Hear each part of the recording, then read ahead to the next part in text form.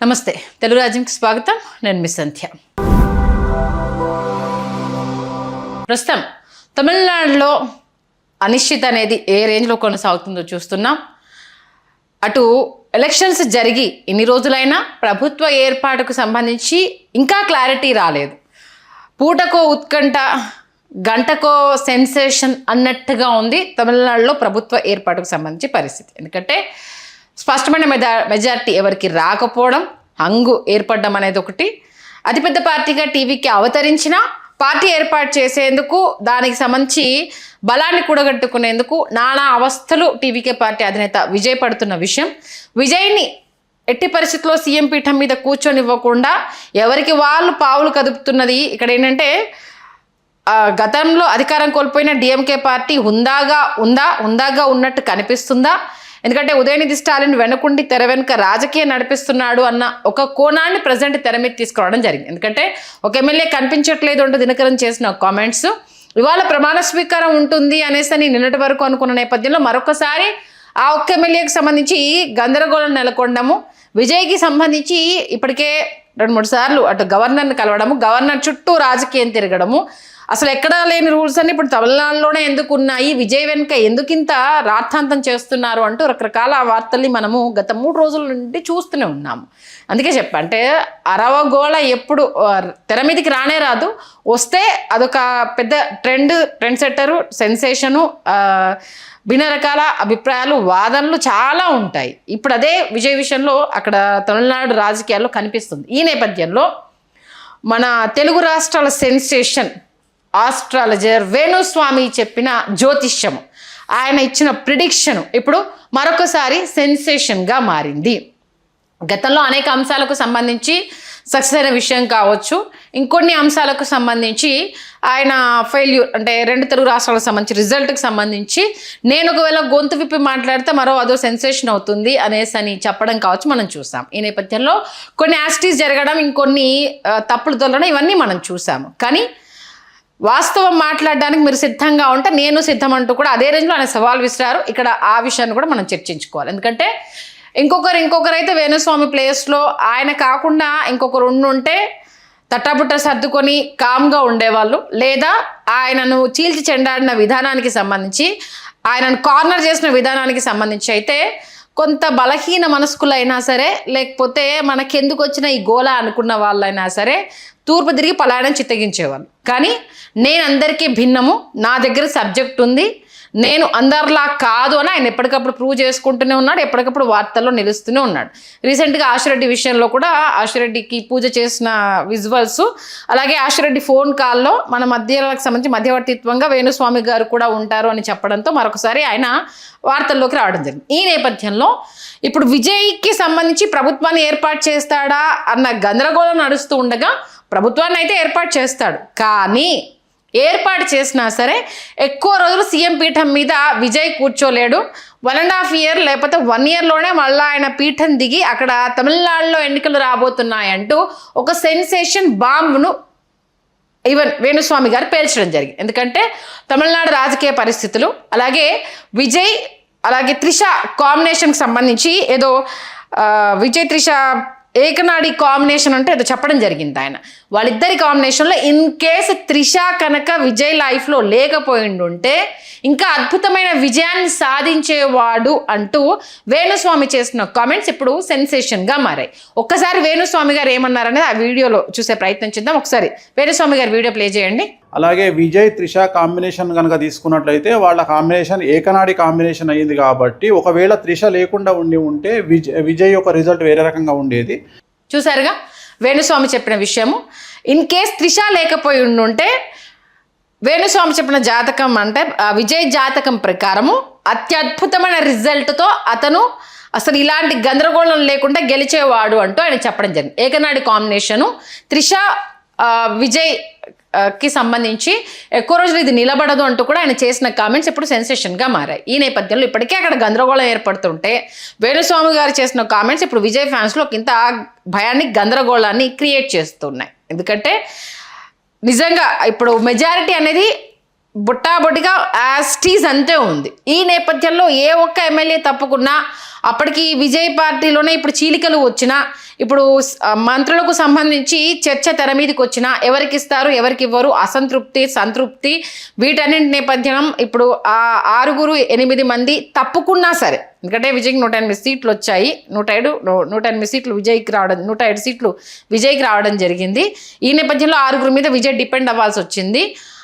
దాంట్లో ఏ ఒక్కరు పార్టీ నుంచి అలా తప్పుకున్నా విజయ్ ఇప్పుడు పొలిటికల్ జర్నీ అయితే అంత ఈజీ కాదు, అది క్లియర్ కట్గా తెలుస్తుంది. ఎందుకంటే ఒక ద్రవిడ పార్టీ కోటల్ని బద్దలు కొట్టేసి తను సొంతంగా ఎవరి మద్దతు లేకుండా మరొకసారి ఎంజీఆర్ జయలలిత గారి తర్వాత, ఇంకా చెప్పాలంటే ఎంజీఆర్ గారి తర్వాత, ఎందుకంటే జయలలిత ఎంజీఆర్ గారి పార్టీని కంటిన్యూ చేశారు కాబట్టి ఆవిడ సొంతంగా పార్టీ నెలకొల్పలేదు కాబట్టి ఎంజీఆర్ తర్వాత తమిళనాడులో ఆ రేంజ్ ప్రపంచం అంటే ఇప్పుడు Vijay సృష్టించినట్టే.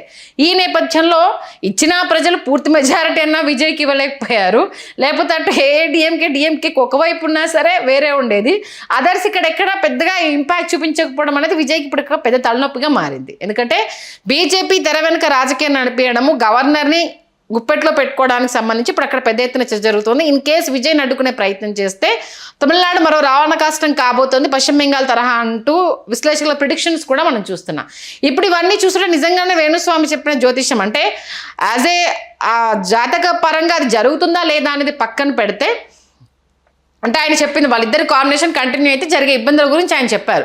But ground level reality కూడా అందుకు అనుకూలించే పరిస్థితులే కనిపిస్తున్న నేపథ్యంలో మరొకసారి వేణుస్వామి జ్యోతిష్యము నిజమవుతుందేమో అన్న ఒక చర్చ అయితే ప్రజెంట్ నడుస్తూ ఉంది. మరి ఈ నేపథ్యంలో త్రిషానే విజయ్ బలము, విజయ్ వెనక ఉండి త్రిషానే నడిపించింది, త్రిష వల్లే కొంత విజయ్ స్ట్రాంగ్గా ముందుకు వచ్చారు అంటూ కూడా ఆయన అభిమానులు కావచ్చు, ఫ్యాన్స్ కావచ్చు, ఒక ఇంత నెక్స్ట్ ఇంకా త్రిషకి రైట్ హ్యాండ్గా విజయ్కి రైట్ హ్యాండ్గా త్రిష ఉండబోతోంది. హోమ్ మినిస్టర్ పదవి ఇచ్చిన ఆశ్చర్యం లేదు అంటే ఇలాంటి రకరకాల వార్తలు మనం వింటున్న నేపథ్యంలో త్రిష వల్లే రేపు విజయ్కి మైనస్ కాబోతుంది అన్న వార్త మరి అభిమానులు ఎంతవరకు జీర్ణించుకునే అవకాశం ఉంటుంది?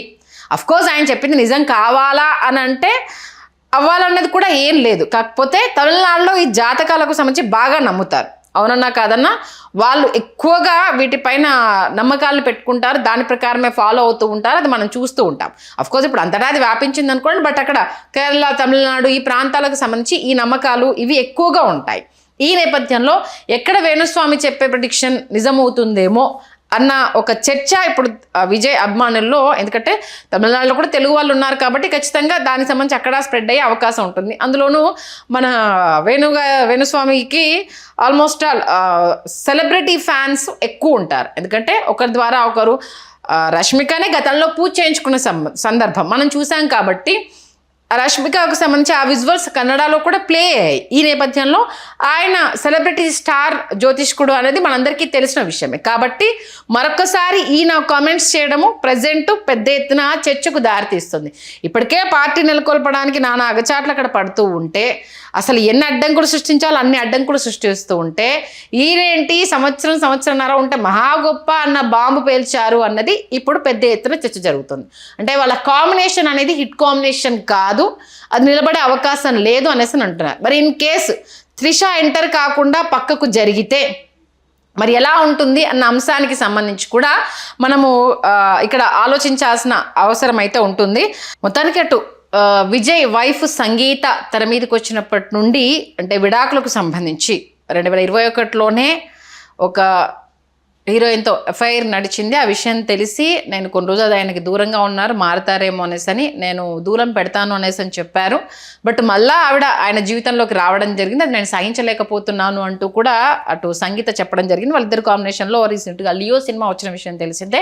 అప్పటి నుంచి వాళ్ళిద్దరి మధ్య సాన్నిహిత్యం మరీ పెరిగింది అంటూ కూడా తమిళ మీడియాలో వార్తలు రావడంతో నేను ఇంకా ఆయనతో ఉండలేను, అందుకే విడాకులు తీసుకుంటున్నాను, నా విడాకులకు కారణం ఖచ్చితంగా త్రిష అంటూ కూడా అంటే చెప్పకనే చెప్పిన విషయము, దానికి సంబంధించి అప్పటి ఫోటోలు బయటికి రావడము ఇదంతా చూసాం. ఈ నేపథ్యంలో ఇన్ కేస్ త్రిష, అంటే వేణుస్వామి గారు చెప్పినట్టుగా త్రిష అనే అంశానికి సంబంధించి సంగీత ఆ విషయాన్ని తెర మీద తీసుకురాకపోయిండుంటే మేబీ ఇప్పుడు వచ్చిన రిజల్ట్ని చూసుకుంటే అసలు వీళ్ళు ఎవరితోటి సంబంధం లేకుండానే ఇంకా అత్యధిక మెజార్టీతో విజయ్ గెలుచుండేవారు అన్న అంశానికి సంబంధించి ఆయన అభిమానులు అయితే కొన్ని లెక్కలు ఇప్పుడు, అంటే వేణుస్వామి గారి కమెంట్స్ బయటకు వచ్చిన తర్వాత నిజమేనేమో, నిజంగానే, ఎందుకంటే పర్సనల్ లైఫ్ అంశానికి సంబంధించి విజయ్ని ఒక ఇంత డ్యామేజ్ చేశారు, మహిళా ఓటర్లు ఆ విషయానికి ఎక్కడన్నా హట్ అయ్యి వెనక్కి వెళ్ళారేమో.